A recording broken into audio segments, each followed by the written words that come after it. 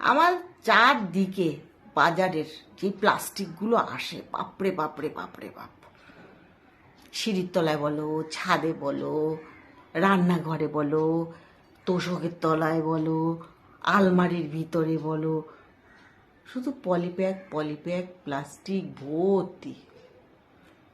এগুলো তো নষ্ট হয় না, ফেলতে গেলেও কর্তা বলবে এগুলো রেখে দাও, কাজে লাগবে, বাইরে ফেলো না, নষ্ট করো না, পরিবেশ দূষণ হবে। জমছে আর জমছে আর জমছে আর জমছে। তা মাথায় একটা বুদ্ধি এসেছে। रुको जरा सबर करो। আমার কথা, এই প্লাস্টিক দিয়ে, এত প্লাস্টিক, একটা তাজমহল করে দেবে। तो लगा मेरा मजाक।